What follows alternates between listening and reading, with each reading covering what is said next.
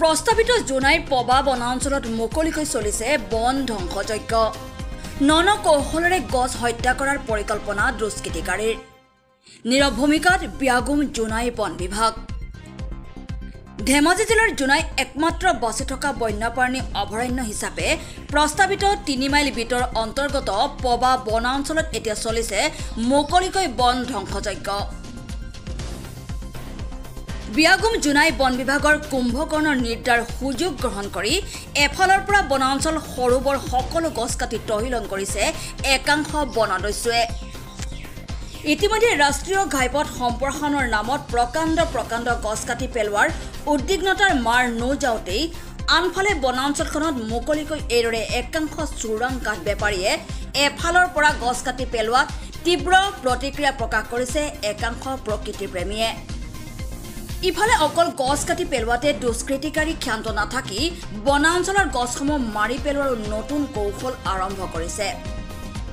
ব্যাগুম জোনাই বন বিভাগক একাংশ চোৰাং কাঠ বেপাৰীয়ে প্ৰত্যাহ্বান জনাই বনাঞ্চলখনত থকা সৰু বৰ গছসমূহ হত্যা কৰিবলৈ চাচি দিয়া হৈছে গছৰ বাকলি। ইফালে ব্যাগুম জোনাই বন বিভাগ নীৰৱ ভূমিকাক জোনাইৰ একাংশ প্ৰকৃতিপ্ৰেমীয়ে তীব্ৰ সমালোচনা কৰি অতি শীঘ্ৰে বনাঞ্চলত বন ধ্বংসযজ্ঞ কাৰ্য চলাই থকা চোৰাং কাঠ বেপাৰীসকলক কৰায়ত্ব কৰি বিহিত শাস্তিৰ দাবী তুলিছে। News desk report, Jonai live. Dhemaji জিলাৰ একমাত্ৰ অক্ষত অৱস্থাত থকা প্ৰস্তাৱিত বন্যপ্ৰাণী অভয়াৰণ্য পবা সংৰক্ষিত বনাঞ্চলখনি হৈছে আমাৰ জীৱন ৰেখা। আৰু বনাঞ্চলখনিক অভয়াৰণ্যলৈ উন্নীত কৰিবৰ কাৰণে সুদীৰ্ঘ ৩০টা বছৰ সংগ্ৰাম কৰাৰ অন্তত সিদিনা বিধানসভাত বন্যপ্ৰাণী অভয়াৰণ্য ৰূপে উন্নীত কৰাৰ ইতিমধ্যে অসম চৰকাৰে প্ৰস্তাৱ গ্ৰহণ কৰিছে। আমি জনাইবাসী অতিশয় আনন্দিত হৈ আছিলোঁ। সেই উপলক্ষে যোৱা ফেব্ৰুৱাৰী মাহত পবা বৰ্ষাৰণ্য মহোৎসৱো উদযাপন কৰা হ'ল। কিন্তু পৰিতাপৰ বিষয় যে বনাঞ্চলখনি বৰ্তমান এক শ্ৰেণীৰ চোৰাং কাঠৰ ব্যৱসায়ীয়ে গোপনে গছ কাটি তহিলং কৰিবলৈ আৰম্ভ কৰিছে। পবা বনাঞ্চলৰ ৩ মাইল বিট অফিচৰ কাষতে থকা যিটো ৰাস্তাৰ বাওঁফালে যি অৰণ্য অঞ্চল আছে, সেই অৰণ্য অঞ্চল ক্ৰমান্বয়ে এক শ্ৰেণী বেদখলকাৰীয়ে মনে মনে গোপনে বৃহৎ গছ কাটি পেলাব আৰম্ভ কৰিছে। লগতে কিছুমান পুলি গছবিলাক মানে বাকলিবিলাক এনেকৈ চাচি এৰুৱাই দিয়া হৈছে যে গছজোপা মানে কেইদিনমানৰ পিছত মৃত্যু হ'ব লাগে। আৰু সেই প্ৰক্ৰিয়া পবা বনাঞ্চলত আগতেও কৰা দেখা গৈছিলে।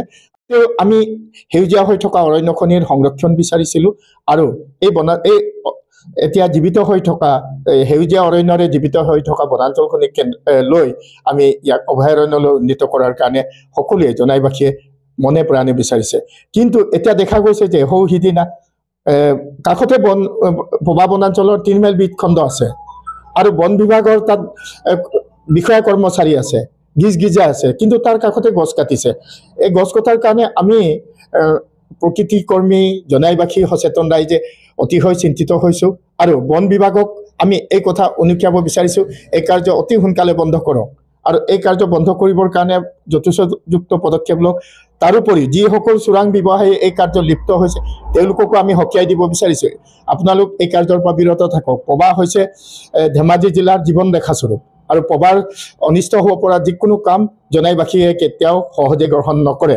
আৰু আমি বন বিভাগকো এই কথা আঙুলিয়াই দিব বিচাৰিছোঁ, আপোনালোক ইয়াত যথেষ্ট আপোনালোকৰ বন কৰ্মী আছে আৰু আপোনালোকৰ বন খণ্ডৰ কাষতে এই ধ্বংস কাৰ্য চলি আছে। গতিকে আপোনালোকৰ নিশ্চয় বনাঞ্চলখনিক সুৰক্ষা দিয়াত আপোনালোক যিদৰে গুৰুত্ব দিব লাগে সেইদৰে গুৰুত্ব দিয়া নাই।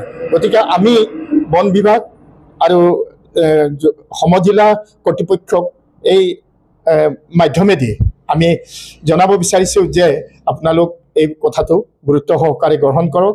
অন্যথাই আমাৰ ধেমাজি জিলাৰ একমাত্ৰ অক্ষত অৱস্থাত থকা বনাঞ্চলখনি ইতিমধ্যে বেদখলকাৰীয়ে বহুত বনভূমি মাটি বেদখল কৰি পেলালে। ইপিনে চিয়াং নদী খহনীয়াৰ ফলত বহুত জাহ গ'ল 10,221 হেক্টৰ ভূমিৰ ঠাইত এতিয়া বৰ্তমান কেৱল 6-7 মান হেক্টৰ ভূমি আছে আৰু ইপিনে পবা বনাঞ্চলৰ লগত কবু চাপৰিৰ বিশাল গাহনি অঞ্চল নতুনকৈ সংলগ্ন হৈছে আমাৰ মাজত আশাৰ সঞ্চাৰিত হৈছে ইয়াক অভয়াৰণ্যলৈ সোনকালে উন্নীত কৰাৰ কাৰণে অসম চৰকাৰে যথোপযুক্ত পদক্ষেপ গ্ৰহণ কৰিছে তাৰ ভিতৰতে যদি এনেকৈ গছ কটা কাৰ্য যদি অবাধে চলি থাকে বন কৰ্মচাৰীয়ে যদি ইয়াক গুৰুত্ব নিদিয়ে তেতিয়া সেইটো বৰ চিন্তনীয় বিষয় গতিকে আমি অনুৰোধ জনাইছোঁ জোনাই সমজিলাৰ বন বিষয়া ধেমাজি জিলাৰ বন বিষয়া আৰু ধেমাজি জিলাৰ প্ৰশাসনৰ মুৰব্বী সকলোকে আমি অনুৰোধ জনাইছোঁ এই বিষয়টো অতি গুৰুত্ব সহকাৰে গ্ৰহণ কৰক যাতে জোনাইবাসীয়ে ইয়াৰ বিৰুদ্ধে ভৱিষ্যতে প্ৰতিবাদৰ পদক্ষেপ গ্ৰহণ কৰিব লগা নহয়